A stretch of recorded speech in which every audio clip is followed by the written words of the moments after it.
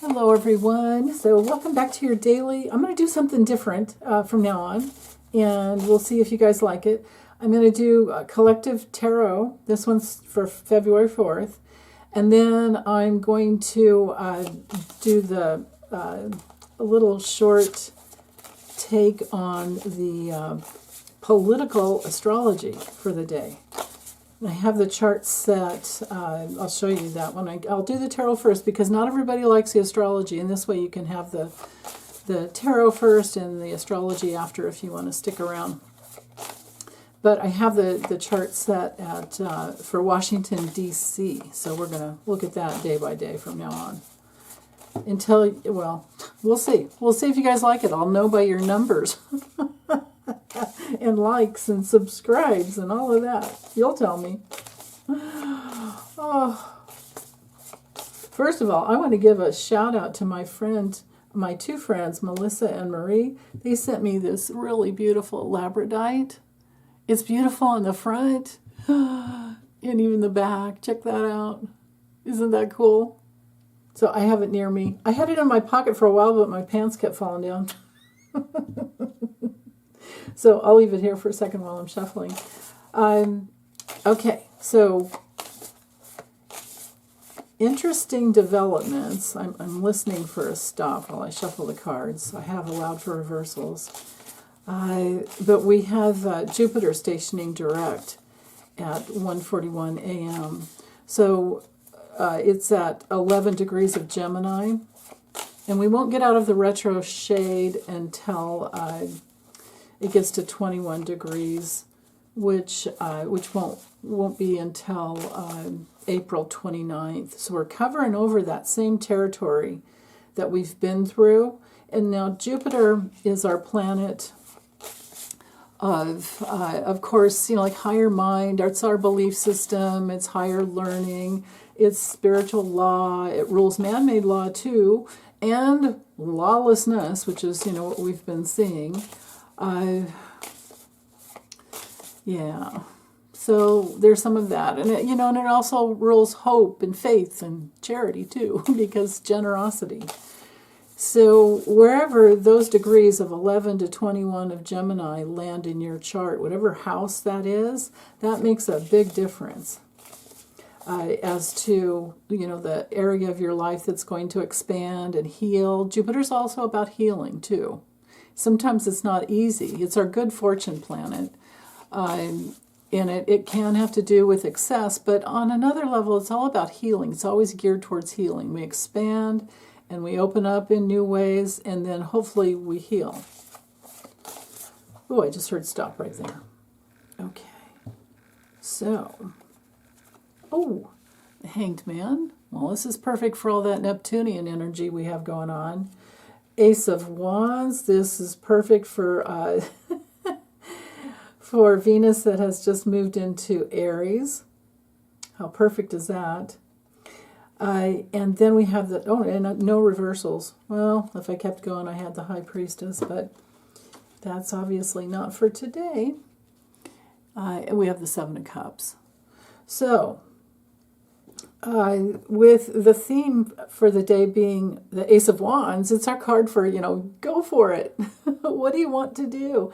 It's a card of inspiration, creation, new beginnings, all potential. Remember all the Piscean energy we've had, which is all about opening up to all possibilities. So, yeah, this is excellent. And then, again, wherever Venus lands, wherever Aries is in your chart, and sometimes it'll be in two houses, it'll encompass two houses, or like a house and a half. But anyway, Venus is about unity and harmony. And in Aries, where it's all about new, expansive territory. It's about your independence. It's about moving forward and trusting your instincts. And most of all, asserting yourself. But if you've had any trouble with abandonment issues, this is a good time to heal that. And so here's my rule with abandonment issues. If you never abandon yourself, it doesn't matter if other people abandon you, because you have yourself. And then when you have yourself, we don't need to keep going through the pain of being abandoned, because that's why, it keeps happening, right? Because we need to meet that pain. And, here on earth, if we're being met 50% of the time, we're doing pretty good, actually. So in the morning with the Hanged Man, this is excellent for dream time. This is the best card for looking at things from all different angles and getting new perspectives and questioning things, because when things are upside down, you see a different angle, which reminds me, some of my other little presents that I got. I don't know if I have the Hanged Man in here. We have Temperance. I guess Melissa and Marie sent me these. Yeah, here we go. These little, they're kind of, I don't know what you call them, like a little statue. But the cool thing is, well, here, let me move these out of the way so you can, there you go. Okay, see that?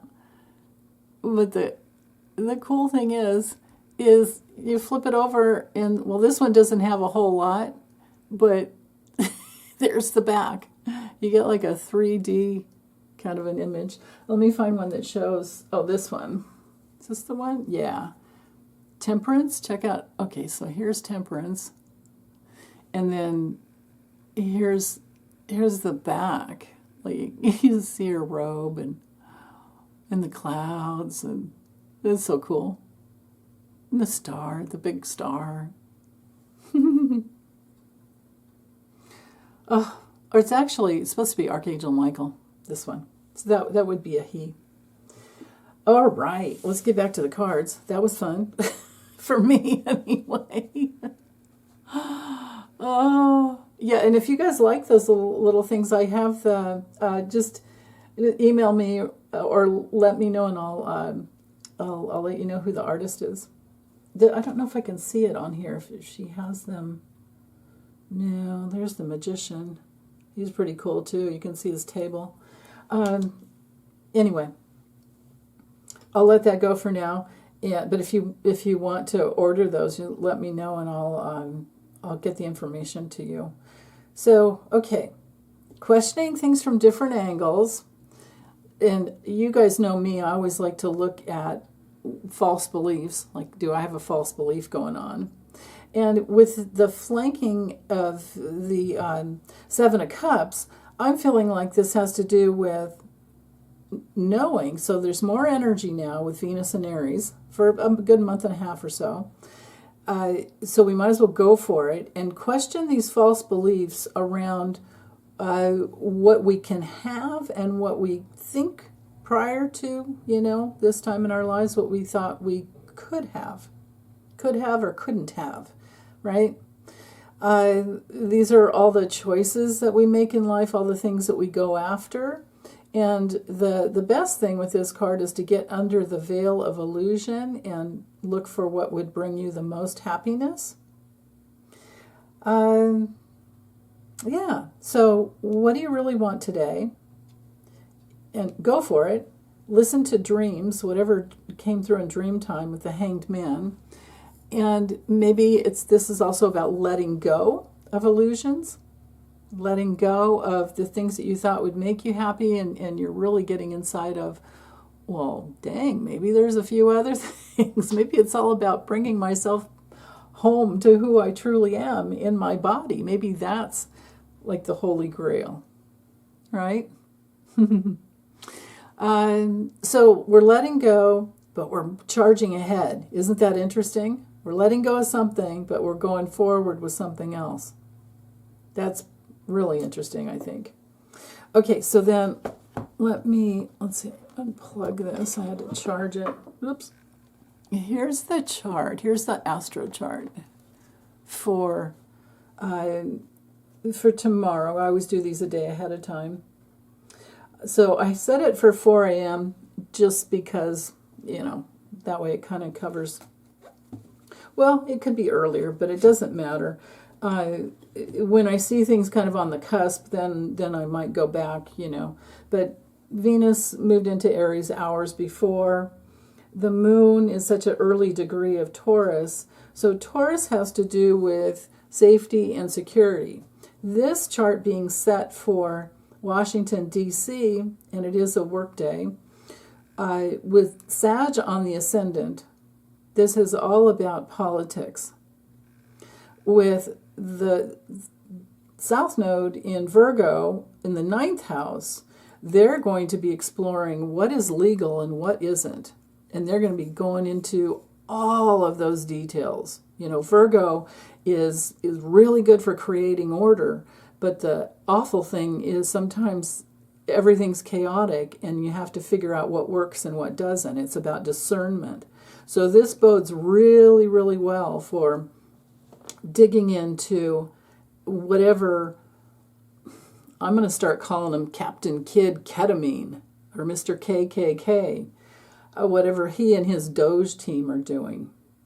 Because look at the oppositions to both Neptune and Venus. The North Node is in there too, but you know, I don't know, my program just didn't pick that up, which it should have. So there's 3 oppositions. Now, oppositions are confrontations, and I mean, man, it's like, okay, one person's here, or one group is here, another group is over here, and we are going back and forth, back and forth, back and forth. And it can lead to a breakthrough, but it's all about balance. And of course, with, you know, everything that FF, you know what the FF means to me, and well, besides felon, how about FFF? Something face felon 45, because I will not accept that he was legally, I know he was not legally elected. So Pisces is all about immigration. It's all about compassion and kindness, none of which he has. It's, you know, with Pisces, it's about spirituality and devotion. It's also about addiction and cults and creating victims. So here's our confrontation right here. And what they are trying to do is not legal in any way, shape, or form. And this is the battle, okay? And with Venus newly into Aries, that battle is going to heat up, because we're talking women, children, the elderly, things that we value most. They're going to find out what we value. This is about fighting. We have Eris in Aries. Of course, everyone in our lifetime, you know, has that, because it takes 556 to 58 years to get around the zodiac. So we were all born with, I think it was 1926. Yeah, 1926. That Eris, the kick butt. She's stronger than Pluto. She's the kick butt, like Joan of Arc energy, that is here to fight for, you know, fairness and equality and justice. Pluto tends to just, you know, bring things up and try to clear things out, but Pluto's really primarily about the transformation of power. Okay, we can see with this stellium in Aquarius, it should be all about humanity, but we're going to figure out, because in the second house to have, so over Washington, D.C., Pluto, it will remain in their second house of values and resources such as money and their tangible assets, what they have, what they can possess, what they can hold. Well, with Pluto in rebellious Aquarius, an air sign, I don't know how much power they're going to have. You know, there's going to be a battle over power. Who owns what? Who holds what? Who really has the power? On the highest level, Aquarius is the power of the people, but we have to teach them that. And of course, the trine to the South Node, we got to take back our power there. Not go into victimhood, not go into chaos, not go into apathy, most of all. I can't tell you how many comments I've had this last couple of days, that, why bother calling my or writing to my, senator or, rep, House rep, because I'm in a completely red state. They won't listen. Those are the guys you need to like paper and email and constantly call. I know you're probably just going to get constant, busy signal, but at some point you'll be able to leave a message probably. But if you can't, you know what I mean? It's like, what else can you do? You send letters, and you send them every day. Yeah, you got to stock up on stamps. Yeah, it's going to cost you some money, but that's how you fight. Or you could get together a bunch of people, gather your friends. Aquarius is all about networking, and with the moon in Taurus, it's something we care about deeply. This is in the 4th house of home and family, and you know what I mean. It's just, yeah. And the 5th house, to have Uranus there in the 5th house for quite some time, another 3 or 4 years, over Washington D.C. This is how we can effectively make some change on the most fundamental levels, because again, it's about security and survival. What matters most, right? Because Taurus is ruled by Venus. Jupiter in the 6th. Jupiter is going direct later today, like I was saying, at 1:41. No, wait. It should have been... Maybe it's on the 5th, actually. I thought my... you know what? My darn... Whatever you call my Llewellyn's calendar might have been off. Yeah, because, here we are in the 4th, and it's not direct yet. And this is for 4 a.m., so it should have hit there, but it's okay. It'll be there soon.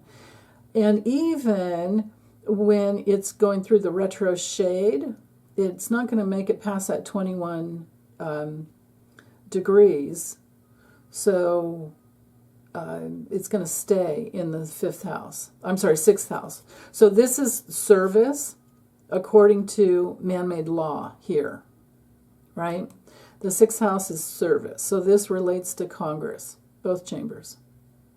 And with the trine over to Mercury, they're going to be talking a lot. Like, what are we about? What do we stand for? Right? And the sun, there's that connection as well. As Jupiter moves forward, well, the sun will move faster. But so Ceres here, also in the 2nd house, is all about food, farming, women, the things that we really nurture, but it's also about grief and separation. So this is where, the ketamine kid, Captain Ketamine, Mr. KKK, is really wreaking some havoc.